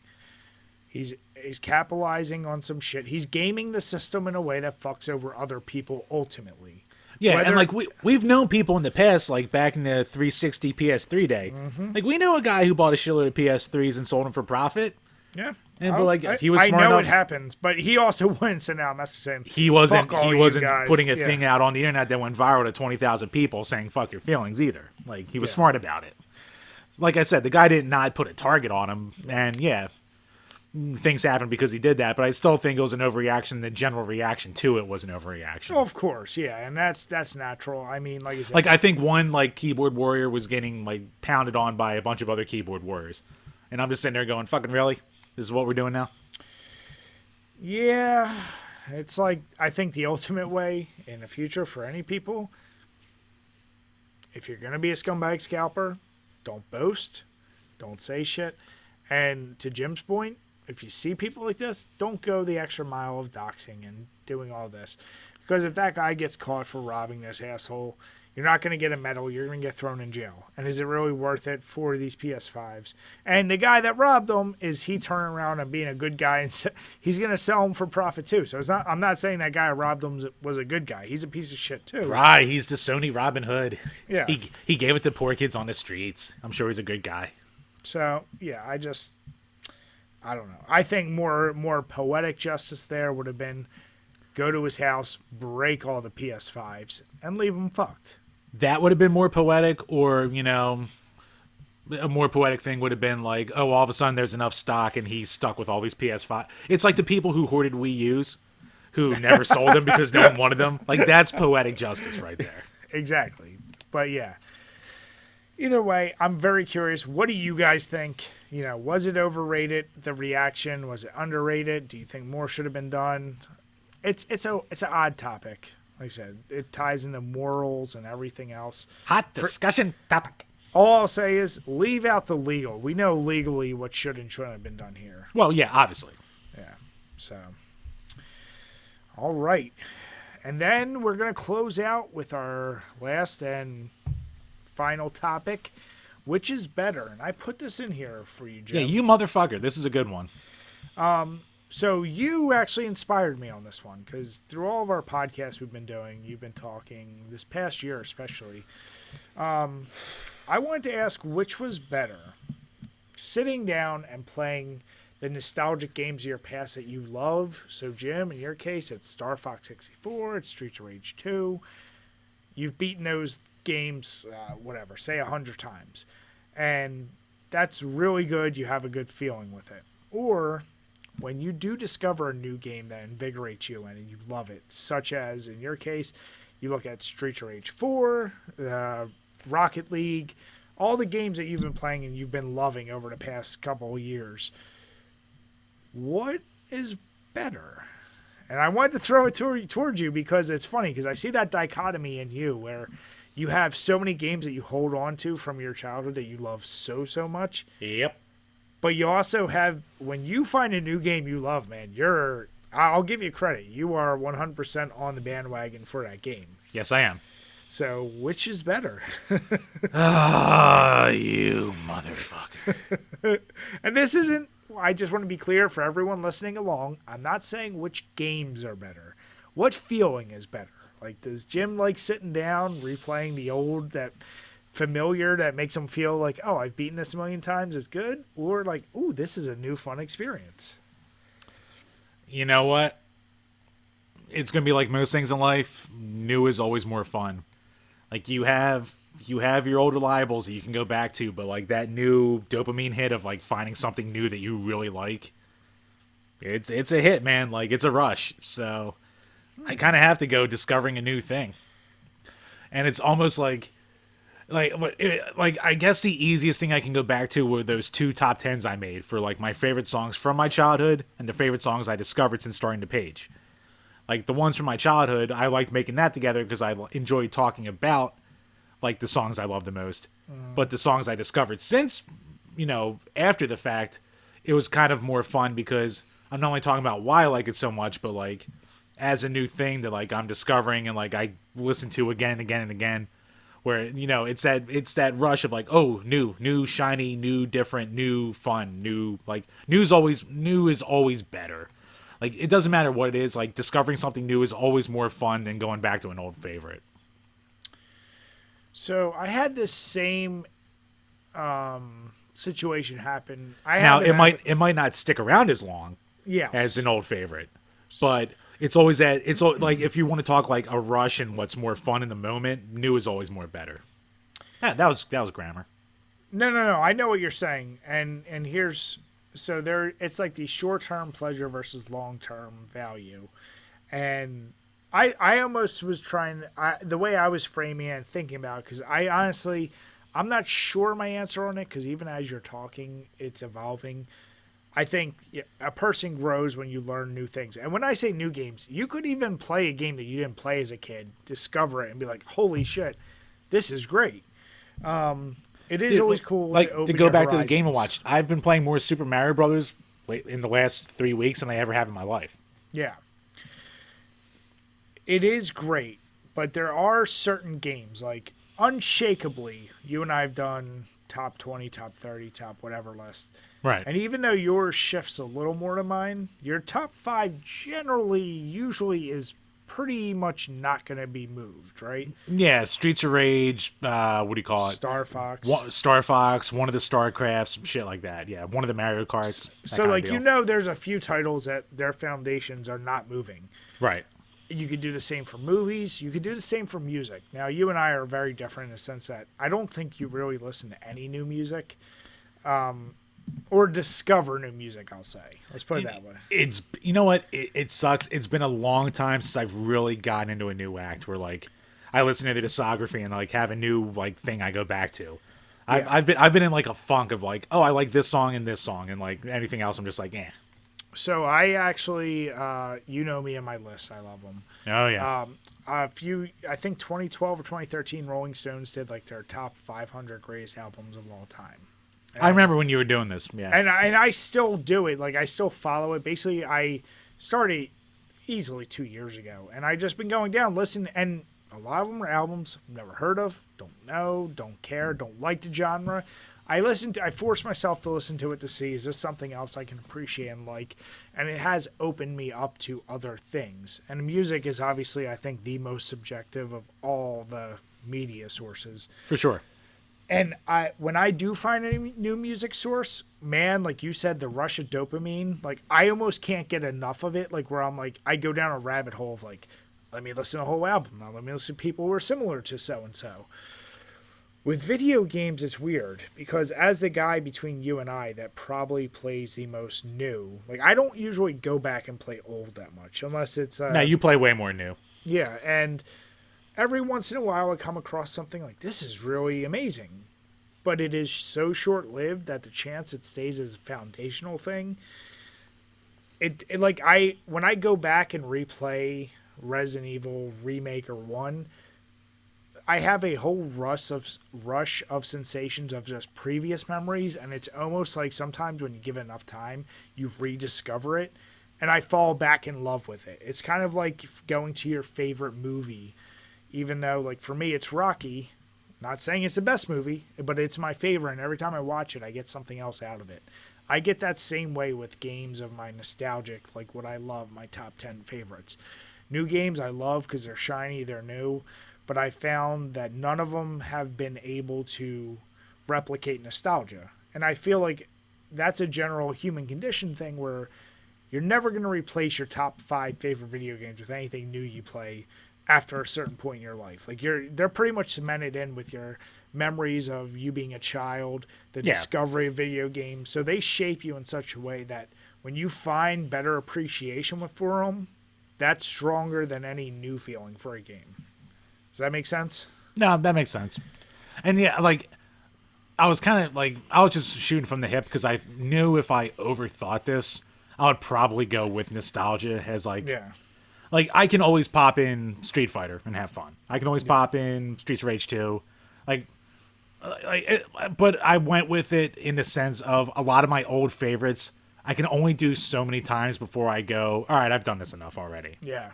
So there's also that feeling too. So I just went like with like, not to say the here and now, but like just what it seems more exciting. And with anything in life, like something new that you discover that you really like is always more exciting and fun. Yeah. And just so you know, the real purpose of why I said my answer is because you kind of took what I was thinking, which is playing something new. It's just an evolution of yourself. Like you're discovering something new. And what I found sometimes is playing some newer games, like when I played Resident Evil 7 and I really loved it, I was like, this is great. It gave me a newer appreciation for some of the old Resident Evil that I love so much. And even like the Resident Evil 2 remake and all that, like I don't know, like it's a give and take. I prefer the feeling of the new, but I know the value is better in nostalgia, if you get what I'm saying. Yeah, it makes sense. Yeah. So I'm very, very curious. Everyone listening, please let us know your comments below. It's a very wide open topic, and it's probably one of the more difficult ones we've ever put down. But yeah, let us know what you think below. Which is better between those two? So with that, Chambers, how did that... I know the beer's friggin' delicious, but... Oh, yeah. How's your tummy feeling after that? Right now, fine. Through the night, remains to be seen. We're going to have to see. Yeah. But no, this pineapple mango sour ale, fucking delicious. Yeah. I really am excited to go back there and get the other shit, like the Krampus cat she was saying was really good, and some of the other ones. Mm-hmm. So I can't wait to try those too. And I'm not going to waste my breath. It's Miller Lite. It's beer. There's nothing wrong with it. Drink it. You're fine. Right. Put your video review in the description. Yes. Check out my brew review of Miller Lite below. So with that, everyone, we want to say thank you for sticking with us. If you haven't already, please make sure you subscribe to us on YouTube. Make sure you subscribe to us on iTunes, Spotify, anywhere you can find podcasts. And if you can, be kind enough, give us a review. We'd prefer a 5-star, even if you want to bash the shit out of us in comments. And if you ever want to support us, we have our Patreon link below. And with that, guys, we want to say have a good night and cheers. Cheers, everyone.